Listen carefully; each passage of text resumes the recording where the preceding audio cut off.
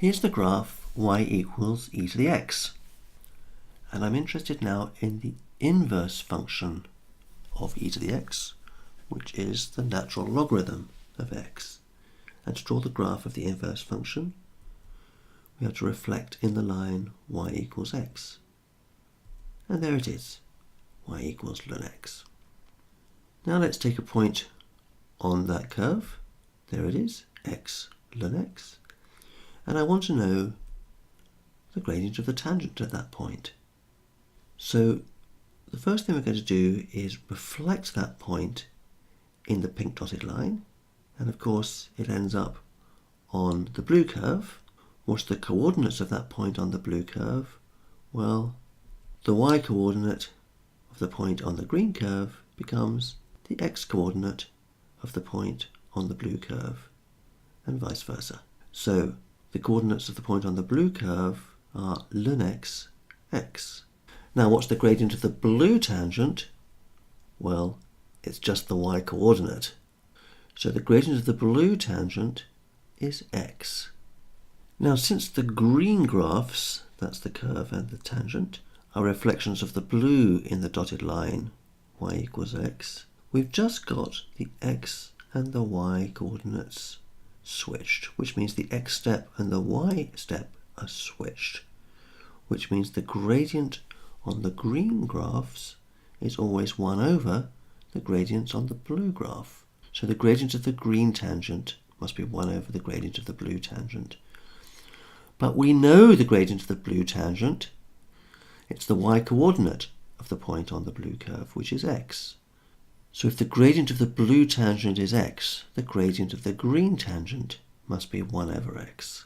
And so we have the result on the green graph, y equals ln x, that dy by dx is 1 over x. Now let's look at some transformations of the graph of the function ln x. For example, let's try to find the graph of ln 2x. Well, that's an x stretch, scale factor 1/2. So all the x coordinates are halved. And there's our new graph. Here's a point on the original graph. And there's the tangent at that point. And for the same x coordinate, there's the point on the new transformed graph. And there's its tangent. And it turns out that those tangents are parallel. That's to say they've got the same gradient. Why should that be? Let's see. Let's differentiate ln 2x using the chain rule. That's 1 over 2x times 2, and that gives us 1 over x. So the tangents do indeed have the same gradient. The tangents are parallel. We can look at it another way, because remember that ln 2x is ln 2 plus ln x. That's to say, to get the orange graph, we've just transformed the original blue graph by a translation in the y direction by ln 2. And now again we can see straight away that the gradient on the graph ln 2x, or g dashed x, is 1 over x. So those two translations, an x stretch scale factor 1/2 and a y translation by ln 2, are equivalent. We can do the same thing for any function ln kx for any positive number k, and the differential will still be 1 over x. It doesn't matter what our positive scale factor is when we do our x stretch, or how much we move the graph up, the gradient is going to stay the same. We can even do this for negative values of x. For example, the function ln of negative x, which is defined only when x is less than 0. That's just a reflection of the blue graph in the y-axis. So if I reflect my point and my tangent, I'll have a tangent with exactly the same gradient as on the original graph, only negative, but x is negative, so that gradient is still 1 over x. In other words, we can do ln of any multiple of x, and we'll still get the gradient 1 over x. If there are so many functions, an infinite number of functions, whose differential is 1 over x, what shall we take as the integral of 1 over x? Well, here is the graph of 1 over x, and supposing we want to find this green area. So let's try taking the integral to be ln x. What do we get? Well, there's my integral, and that's relatively easy to do. We get ln 3 over 2. But supposing we've chosen one of the other functions whose differential is 1 over x. For example, suppose we've chosen ln 5x. Then the green area is this. But that still turns out to be ln 3 over 2, so it really made no difference. It's not really surprising because ln 5x is just ln x plus ln 5, that's ln x plus c. So it's just the same as taking the integral of 2x to be x squared rather than, say, x squared plus 1 or anything else of that type. So we may as well just take it to be ln x. What about the blue area? Will it work now if we take ln x? Well, let's see.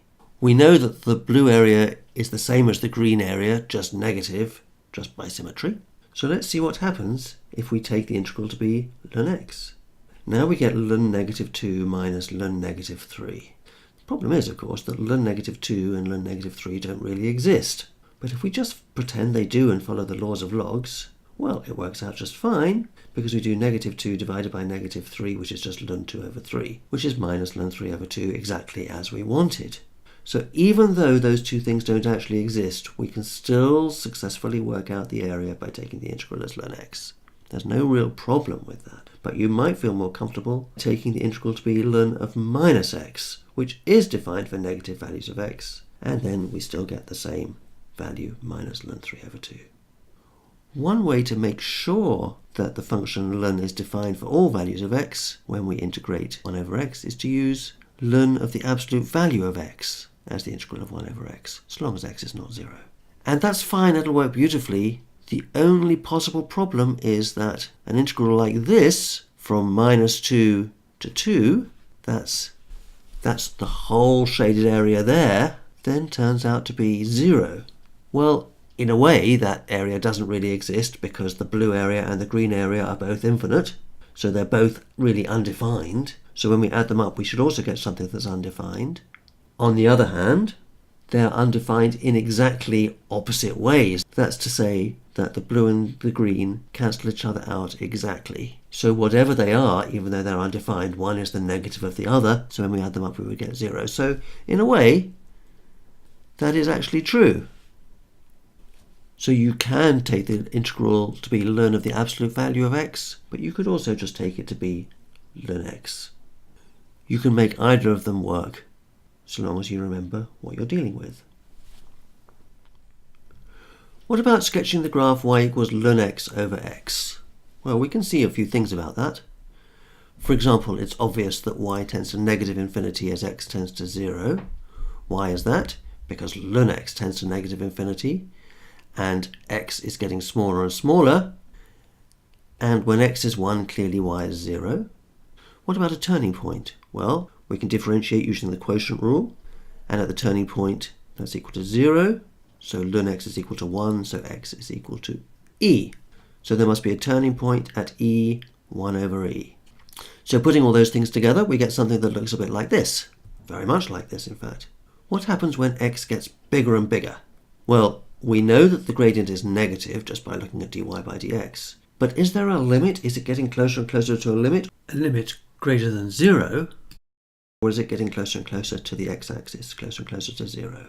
Well, it's getting closer and closer to 0, but how do we know that? Well, the argument is a little bit tricky, but here we go. First of all, I'm going to rearrange ln x over x like this, because remember that ln of x is minus ln 1 over x, and then we use the rule of logs. Now I'm going to look at the 1 over x to the power of minus 1 over x without the ln, and rewrite it in a way that lets me use the binomial theorem.